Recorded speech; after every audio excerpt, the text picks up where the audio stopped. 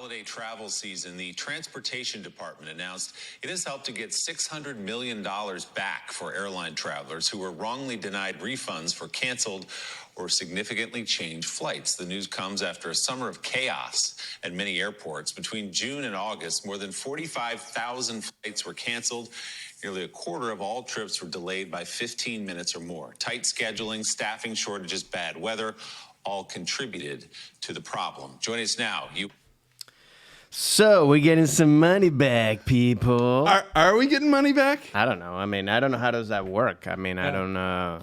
What do you go into like? Yeah, I mean, but I think that's cool. This is what the Pete Buttigieg, Department of Transportation. Oh yeah, Pete Buttigieg. He's doing that. He's gonna give refund, which I think that's cool because a lot of the times, I mean, it's good for because solely it's the 6 big airlines, which we all know the big ones, you know. And I like the fact that it's kind of like a fine, you know, kind of like, hey man, you mess up with them, like it's kind of like helping the poor people or the little people to fucking, because you know, airlines always change flights no matter how they want to, and it's kind of like. I gotta tell you, I've had 2 of these situations in the last 3 months that I haven't got the refund for because it's so tedious. There's so many hoops to jump through. Yeah. You know, when I missed my flight in Austin when I was flying back from the UK, and that was due to staff shortages. I love the way it depends on what they blame it on too. Is it staff shortages or weather or whatever?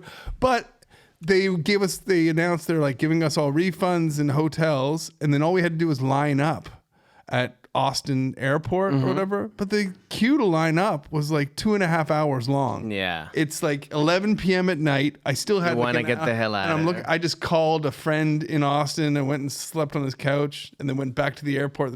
I got nothing. Yeah, I didn't get the vouchers or anything. Yeah, but that should not be the thing. You should just get the money back.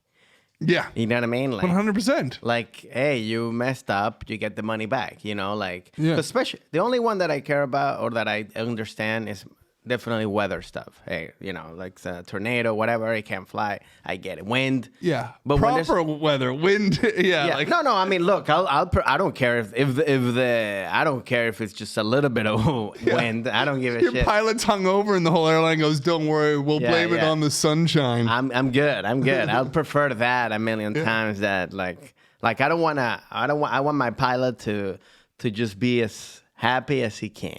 Or she can, you know, like I don't want it to be depressed. Like I don't want to get in a pile and be like, my wife just left me. Yeah, you know what? I'm leaving you too because I'm not taking this flight. It'd especially be terrible if you announce that. They should Welcome aboard, everybody. It's a 2-hour flight to Miami today, and my wife just left me, so strap in. Well, that's why they should actually give you like a little. You know how you go into like plays and Broadway, whatever. They give you like a little pamphlet of the little bio, the playbill, of like they should give you that of the pilots and the flight attendants.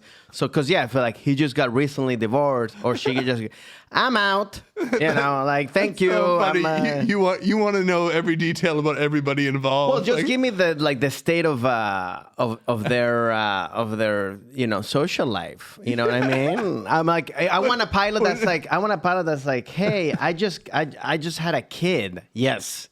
And he needs a job. And he's gonna be a good dad or a good mom. I'm like, hey, yeah, let's do it. I want that pilot. I mean, having a kid affects everybody in a different way. Yeah, I don't want them. Yeah, but that's what I'm saying. You gotta have. But most of the times, it's like you want to live more because of that. I don't want the pilot that's like about to retire, or his wife left him and he doesn't have any money, or he's a young pilot that's like. Has never had any social. I like how you said about to retire it sets you off like a Danny Glover, a Lethal Weapon. Yeah, situation. When you're about to retire, are you just being superstitious? No, he's about to retire. Some shit's gonna go wrong. Of course, because when that's a human nature thing. If you're in a job and you're about to retire, you're not. It's like the same thing. You're in trouble. No, you don't give a shit about the job anymore, or you're about to quit. or you get fired. You don't give a shit about it anymore. I mean, we all been there where There's it's like, definitely I don't multiple ways to look at this. So I don't want the pilot to be like, it's my last flight. Who gives a shit? I'm not going to check the little thing that I have to check every day. I love that you think of that's what pilots are like. They get through a whole I don't career. know. I want to. They That'd get be through great. a whole career of successful flights, and then on their last one, they're like, you know what? I'll challenge myself on that. Might as well. It's my last run. Well, they don't. See if I can do it. They live their With my lives. eyes They're closed. old. They don't give a shit. Yeah, no. We should get a pilot here. It'd be great to have like a pilot because I want to. I would love to ask all these questions. Like, entirely. You know what I mean? A retired pilot. A retired Yes. pilot. Well, actually, like Who made it? Somebody who made it to the end. I met a retired pilot when was in Miami early this year, and what was the thing that he told me about? He said something about he was telling me when the whole thing about he was telling me that that movie with Denzel. Yeah. Right? Flight. Yeah, where he flew the plane upside down, but he had a cocaine problem. Yeah, he's an alcoholic and all that. And he's like, what the only true story about that movie? The only thing that really happens is him fucking the flight attendants. That's the only thing. Oh, he said everything else in terms of like the flying, whatever he did, that's bullshit. That didn't happen? That doesn't happen. That's movie stuff. Oh, right, because it wasn't based on a true story? No. Oh, okay. But even then, he said... Because I knew the Sully one, No, that Sully was, one is, yeah. I didn't know Flight wasn't based on a true story. No, so it was just a glorified... Yeah. But he was saying that the only true story that is him, is the pilots sleeping with the flight attendant. Sleeping with the flight attendant. Yeah, obviously, that's like... Who I remember was the ultimate crush of the moment. She was the woman from My Name is Earl. Wasn't she? And I can't remember her name now, but you like fantastic actress. That's the Denzel one?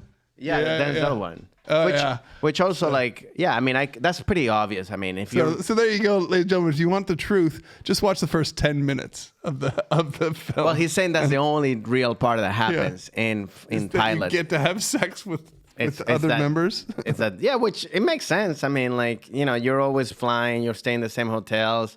You're doing, you know what I mean? Like, there's gotta be obviously crossover. Man, becoming a pilot must be the ultimate like nerd to hero kind of thing. Because you have to be like, because becoming a comedian is a little bit. You have to admit, nerd to hero. That's, if you're that should be like that should be your pilot with game. That's an extra cool position to have.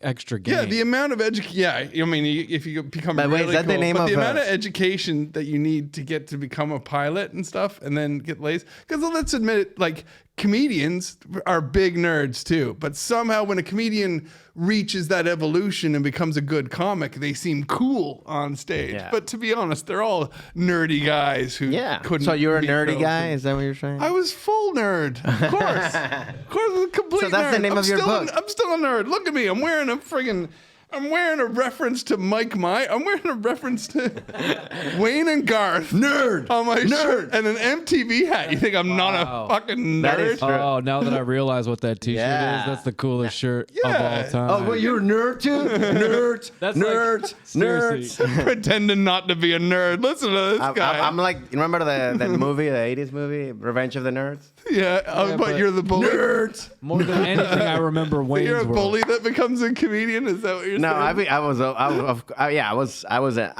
nerd in disguise. I had like the glasses, but I think comedians are generally nerds. But I don't feel like I was never like a nerd. I was just like my dad dressed me up like a nerd, but like I wasn't a nerd. Right. I think because after I lose the glasses, I was like, oh yeah, I'm not a nerd. I'm like the ugly duckling. But Wayne's World is just one of the best movies of all time. Yeah, man. That doesn't make you a nerd.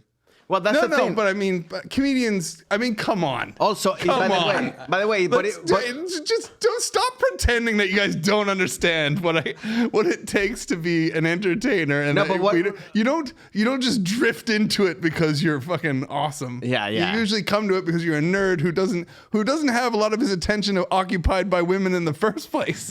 So you have time to spend learning a skill. Magicians, nerds. But there's got to be exceptions of like people that were not nerds. Yeah, ever. Models. Brad Pitt. Leo DiCaprio. Yeah, Leo DiCaprio. Those guys. Like they would have. It doesn't matter. Yeah, some actors were never nerds. But my thing is at any point. By the way, this is a good question. Like, but because everything has changed now. Are they any more nerds now? Because nerds now became like there's no nerds now. I feel like. Oh, you mean because it got what's it? What do you take up the word? They took the word away because cool people did start calling themselves nerds. Yeah, a few years ago. What is it? Geeks. There's still geeks like in high school. They appropriated the term. Yeah, but cool I feel people. like there's no. I remember seeing that. I used to talk about that with Jim Jeffries actually, who's because he's a musical theater nerd. You know, even though now he's a brash. Hard-hitting comedian or whatever. Yeah. But we talk about those things like we come from nerddom. And that's stuff ours. But sometimes we have seen cool people up on stage and stuff saying like, because I'm a nerd too. And we were always thinking, no, you're not a nerd. It's cool. It's cool to call yourself a nerd now. Which also, I think that's what I think everybody should just be. One thing that I feel that what's cool to me, what's cool is when you are who you really are. If you're like a little nerdy, a little geek, a little like, jock, a little whatever it is. To me, that's what cool is when somebody tries not to be who they really are naturally. To me, that's when you're like, you're just being like, I don't like that. You know what I mean? Like, it's like, it's fine if you like, I don't know, Star Wars, whatever. That's your thing, or if you like, football or whatever. Like, do that. But it's when you're trying to be like, to me, like, which I feel is a little bit like what Elon Musk is doing now, where he's like, I feel like he's somebody who's always kind of like semi-nerdy, obviously, because, he invented all that stuff. And now he's trying to be like cool. Right. And I'm like, that's where I go, like, that's never good. And you think he's being found out? Not fun. No, I don't think he's found out. I think it's obvious that he's, but it's like, it's when you're like, well, I'm cool now. Right. And I'm like, no, you're always gonna be that person who you are. Yeah. And it's fine. It's cool. Yeah. That's what got you there. But now don't try to change this, because this is where, it becomes like bad when you're like, like when you become an asshole pretty much, because then you're like, wait, you're not liking me because I'm cool now. It's like, no, it doesn't matter if you got money. That's true too. A lot of nerds don't know how to handle being cool when they get the cool popularity. Twist, they get found out really quick. In high school, I was cool for about 2 weeks before people. I love that there's like a natural limit to it. Like it never, like it expired. Like, 100%. They're like somebody like, hey, JJ, you got one more week. It's like a movie. Oh, I know the moment. So I know. What happened? Okay, so I had just moved. I'm a military kid, right? So growing up in the military, nerd. We moved a lot. So which kind of I always say that helps you develop as a comedian. Yeah. You learn to make a couple jokes and get away before you get your face punched in. Right? But we moved from Nova Scotia to British Columbia at one point. It was grade 9 or grade 10. And I was like the new kid in town. And I was, tall, skinny. I was coming off a broken leg as well. So I was a little bit weak. But, but I was able to dress nice enough that people, women, like the popular girl at school was curious about me and stuff like that. So I seemed cool for about the first 2 weeks. But some of the cool guys, they didn't like me. And they did not like that this girl liked me. So they were quick to like start to test me and try to bully me a little bit. And eventually, at about halfway through my second week, one of the cool guys challenged me to a fight. Like I was not getting along with them. I wasn't able to be as cool as them. So to the rest of the class and stuff, or the rest of the students in the school, I seemed cool, but that facade got chewed up by the cool guys, who eventually, by the end of week 2, I was bullied and pushed down and punched and had a couple of rumors and stories going. I got the attention of girls at first until they realized. But you actually got the whole.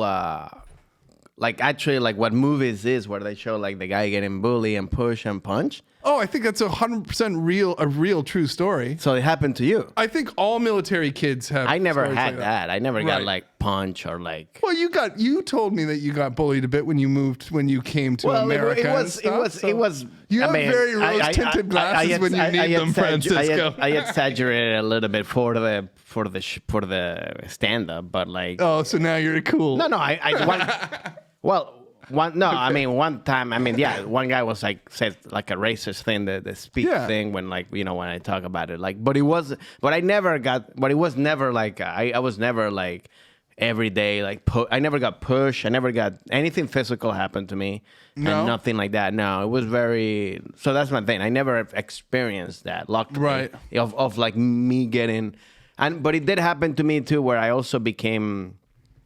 Like where I became cool or like just changed my appearance when I told you, like, because I think freshman year I still had the glass and stuff like that. And then like during the summer, before the sophomore year, I changed my glasses. I put contacts on. Right. And then I think I also cut my hair. So a little, and then I remember when I everybody was like, what the fuck? Yeah. So then it's like, it wasn't like I was like the cool, but obviously girls started noticing more. And I like, because I was never like, to me, I was always especially in high school. I was like I was liked by every group. I never belonged to any group. I feel that I was a bit of that, but I was like liked by every group. But I also wasn't like the nerd either. You know what I mean? Or like the coolest kid in there. Like I wasn't a jock either. Right. But I was like, which also was very. I realized that when I was even more popular than I thought when I was like I got those superlatives that you get at the end of the year, like most likely. To do, you get that. Oh, yeah? What did you get? I got most likely to be like in TV or a soap opera or something like that. I was like so surprised. That sounds pretty popular, man. That's what I mean. I was so surprised. It was like, because this is a private school that was like pretty much public. It was like, I think like 200 kids in the class, it's a lot. It's a big school, so it's like, I was very surprised. I was like, really? I remember I was like, wow, like, I didn't know. Look at that. He's popular, cool, and humble. Ladies and gentlemen, Francisco Ramos. That's what it means to be cool, everybody. Yeah. Yeah, no, you're just reminding me. I feel like this is like the ending of a Nickelodeon show. And that what it means, or like a Disney movie. And that's what it means to be cool. So I can't associate with all the nerds out there. And then it cuts to like, Francisco, you're a dad now. What? Oh, and that's the sequel of like, cool dad. Wow, that's right. You're right. That's a healthy cough I got all of a sudden. Cool dad. Yeah, but, I rebooted every summer. Every summer I would return to high school with probably a good tan, healthy look. Because I played basketball. Oh, that's right. I played, So how come if you play basketball, you weren't like a big nerd either? I mean, because... You can still be pretty nerdy and play sports, man. Sports... Not basketball. Yeah. Badminton. No. Believe it or not, or chess. Any sport has a lot of curfews and it takes a lot of discipline. But I'm saying, like, you're not out partying and drinking. You're not one of the cool guys smoking pot and you're not in the. But basketball's a popular sport. It's like in every country or every like it's like in the U.S. for example, if you're in the basketball team or in the football team, that's pretty much like. That guarantees you something, right? Especially basketball because it's a much smaller team than a football team. That's true. Like the basketball team's pretty popular, I would say. Yeah. In my high school, it was very popular either. You were fucking cool, dude. Yeah, man. At my high school... Nerd! At my high school, the soccer team, the football team was actually the more popular. And every sport, but I'm saying like still you're still part of like, I mean, to still be in the basketball team, just... Like, I'm not saying that you're not like a nerd. Like, you're a full nerd. Okay, it's funny that we're discussing this because, but that could be a thing that a nerdy person, like, clings to. Like, some people, sometimes somebody who is more studious. What are you talking about? Yeah, you want to make the sports team or you want to make the cheerleading squad because you think that'll give you some cool points. But in the end... Is that what you did? You didn't ever like playing basketball? Oh, I love playing basketball. All right, but it didn't make me cool. It's not the... Wait, were you the water boy? No, definitely. No, did you ever get any playing time? That's another thing too. Like if you were just right in the bench, then you were... I played a lot. Yeah. Were you starting? Yeah, I was a starter. Yeah, so you were in grade 12. So you're fine. You weren't like a full nerd, man. I think the idea that you have is more is more of a TV idea of what the basketball team is. I mean, have you ever seen the movie Hoosiers? Have you seen the movie Hoosiers? Yeah. Remember, like this is what I feel like. You remember, like in the whole team, like the little shorts and everything. I think if that was you, then I get it, like why you're saying that you were a little bit of a nerd. Is that how you dressed up, like with the short? Yes, we were in the '60s. That's what. And you were shooting 90s, like this, right? All right. Well, I don't know how to explain it to you, Francisco, but people who jocks aren't necessarily all cool. You know. No, the quarterback is, maybe the team captain in certain other sports. Like that stereotype exists. Like let's look at. But you're rounding out the team with a lot of people who can still be skilled athletes. Let's but look at right now what aren't studs with professional sports. Right now, I guess like the coolest quarterback could be what I mean, he's older now, but it's Tom Brady or Patrick Mahomes in football. In basketball, right. what's the coolest? LeBron.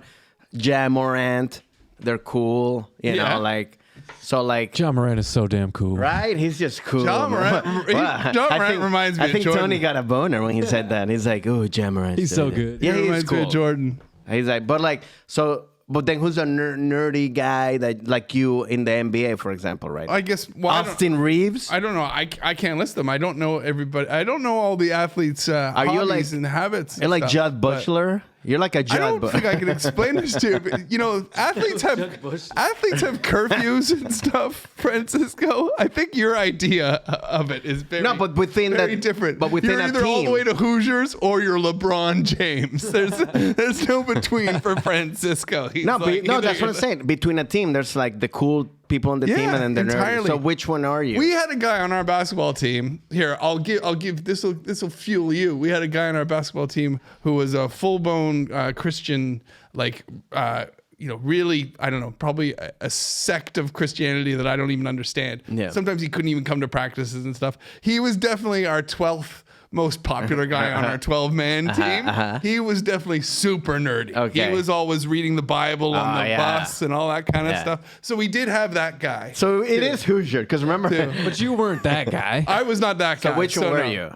I was somewhere in the 11th? middle, Well, to be honest, not that he wasn't 11. We started talking about pilots. Yes, and now I'm just trying I've been waiting. And now so you're 6. I've been waiting to bring it back to the pilot. The Mac Daddy we've got pilot. about 7 minutes to bring it back. You're a 6 man. You were a 6 man. No. I was a starter, but we were definitely studious. We were I don't know how to. He's like, no basketball players are studious in Francisco's mind. Like I was very good at math as well. I mean, this seems like the only thing that this makes me think is like you probably guys suck as a team. No, we were really good. I think the thing is here that basically Francisco just thinks if you're on the basketball team, regardless, you're super cool. That you must be cool. That you must be popular, which is not far off, maybe. But there are also definitely some geeks, some doofuses on the team that are not considered very cool. Unless in that school, like you said, basketball wasn't cool and soccer was the most popular team. I think we have different gauges for what cool is, because I even know like my parents billet hockey players, like major junior hockey players, so professional young athletes and stuff. They've been staying with my parents, but they have curfews and they're boring as fuck. So they might be cool to greater society or to somebody who like looks up to athletes or something like that, but they're not fun and they don't have great like ebullient personalities and stuff. They're not the cool people. Well, going back to what we were saying, I think talking about the pilots and stuff like that, I think that's actually what you said is true. It's like cool and nerd, it's subjective.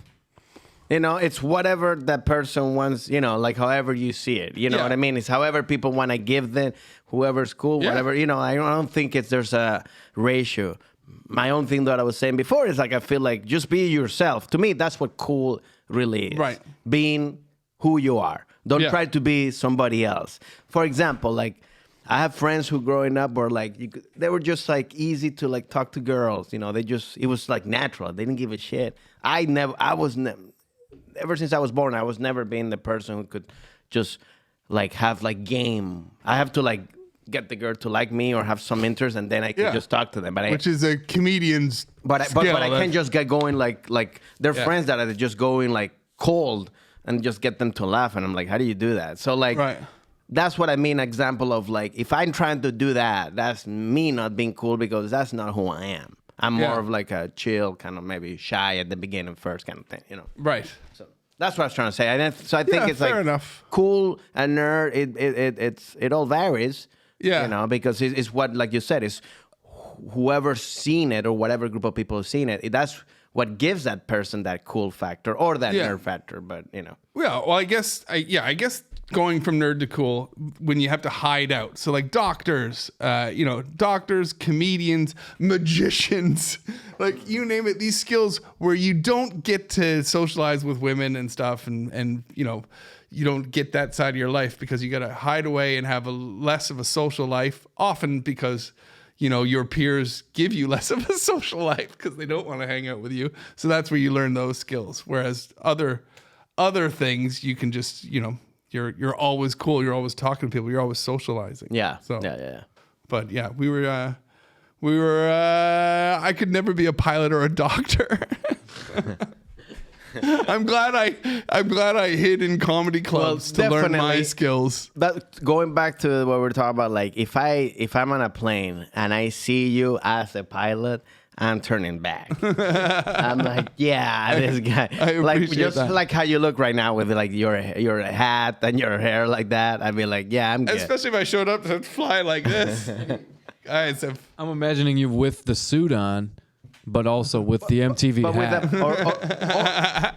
Or even with the ponytail. I'd be like, welcome to the 18 to 30s flight to Amsterdam. Here we go. Drop your edibles now. We'll be hitting 40,000 feet. Shit. And there will be some turbulence, but not because of the weather. Strap in. We've got Yolanda and Jennifer taking care of you back there. They will be dancing once we hit 40,000 feet. Here we go. That actually looks that looks more like a pilot of like a Disney ride or something. Like I feel like you were just like, all right, guys, just remember, you guys ready to go into the haunted mansion? 100%. Like a theme park. Like I was like, I'll take that. I like that. I'm the airline version of Jungle Cruise. Yes. Yeah. Well, I don't even know. We went so far good. away from that. What were we talking about before? Well, that was the whole thing about like, getting the people are gonna get their money back. Oh yeah, for the what refunds. you were saying, and all the stuff in flight didn't happen. Oh no, except for that they hook up. Well, with no, each he other. said a pilot says that like all the flying that he did to try to get the plane so it didn't crash. That's BS. Like that would have never happened in real life. But he literally throws the morals of stewardesses and airline staff under the. Oh yeah. under the No, tail. I mean they're all fucking. By the way, I love that. I love that movie where I love the cameo that John Goodman does in that movie because he plays his dealer. Yeah. And it's so funny. He just comes in. He's like just a great. I mean, he's such a great actor. Like he's like picks that character and like he's got the stuff. And he's like, come on, baby, I got it. It's like it's so good. I like that. But yeah. He's like, they're not gonna repay me for these hotel flights that I missed. God damn it! I still remember the sex scene. So, or it's not even a sex scene. They just wake up. It's not a sex scene. They just wake up. She's just waking up, walking around the apartment, and I was like, "It's the woman from My Name Is Earl." Why are you so obsessed with that? Oh, she's gorgeous. Okay. She's even though I can't now recall her. What's her name? So that's not. Something Presley. No, that's not. No, it. that's the blonde. No, that's the blonde one. He's talking about the I think she's Latin, right? I would say she's Latino. Yeah, I think so. Yeah. If I'm. Rivera? Garvera? What'd Keep you going. say? Sophia Garvera? No, that's Sofia Vergara's in Vergara. Modern Family. Oh, okay. Also beautiful. I'm in love with all of those. Yes, we love women. Let's just look here as quickly. good nerds would. So Oh yeah, that's right. Because you're. But then, I think we can talk about the in another episode before you go to Asia. Asia. I mean, We'll talk about it. technically, I'm probably in Asia right now while we're airing this episode Well, that's good. because we're taping this before I leave, aren't we? So Yeah. I was gonna just write in like the cast of that lady. I'm curious. lots of weird paperwork. Nadine Velasquez. Okay, Nadine Velasquez. I don't think I have. Maybe I never knew her name then. Yeah. She's beautiful. Yeah, that's your style. Hell yeah. Oh yeah, we've pretty. discussed this before because of course your fiance is because white. which makes sense. We're reverse racist, you and I. No, it's not. It's not. It's opposites. Opposites attract. That's not right. It's just why would you like the same thing that you look like? I mean, would you go out with somebody that look like you? You know, hell no. Well, I mean, I do also have those crushes too. So. Yeah, but most of the time you lean the other. Shaggy women. Yeah, that's true. That's true. You know what? My type of woman is the kind who likes a shaggy man. That's my type of woman. Well, this was a nice, quick, short punch for you guys. A little episode, but remember to actually, let's talk quickly about who we got coming up for our next episode because we're gonna try something new, and so I'm excited to do this. We're going to have a fitness instructor on who works at the gym that I go to here. And because we've discussed it in the past, and I thought we have a shot to do this, because I have terrible habits when I'm on the road for stretching and staying fit. I don't know how you do, but there was one sweet spot in my career where I think I was getting fit every day and going down to the hotel gym, and I was just in a zone for it. But I find it really hard to find the motivation to even just do a little workout in your hotel room before you go in. So we're having her name is Liddy. She's gonna come in and we're gonna just talk about maybe staying fit and having some discipline to stay fit on the road. I don't That'd know. be great. How do you do with that kind of stuff? I'm good at it because of my surgery stuff. So I make it a priority to do all that stuff. But I definitely always down to learn more and discuss that more. So I'm very excited for it. So when you had your surgeries, did you have to did you put in a lot of road work or did you stay off the road? No. I mean, obviously I couldn't do it because of the surgery. Yeah. You know, so eventually, you know, but when I started, but now that ever since it started now, I make it a priority of stretching and staying fit and doing stuff. You know, I can, you know, I have to, it became a habit now. It's part of my life now. So I definitely but before that I wasn't doing anything because obviously I was younger, I guess too. So and you don't realize that you have to do stuff. But now that I'm older and now that I have that surgery thing and all that stuff, I realize how important it is to stay fit and stretch and all that stuff. Yeah. So when you wake up in a hotel room, do you I go away. You hit the floor, do a little. No, well, I go to the gym, you know, to warm up, and then I stretch. Oh, if the hotel doesn't have, then I walk and then I stretch. You go for a walk, and then I stretch in the room. Okay. You know, and then that's before I do anything. Yeah. You know, and then maybe if I have time, I'll do it before the show starts. Yeah. You know. That's good discipline. I've been missing that for a couple years. I do it all the time. It's just, and now I need it. I feel weird if I don't. 100% need it.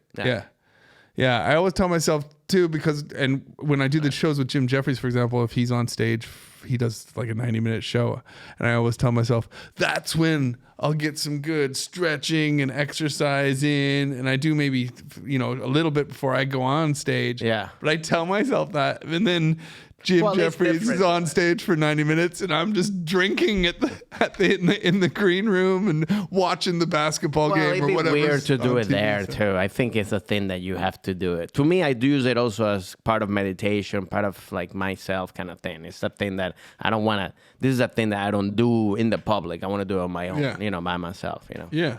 So I'm excited to we get some tips and stuff. So her name is Liddy Salinas. So listen to the next episode. As always, please subscribe. Please follow us on Instagram. Please follow us on YouTube.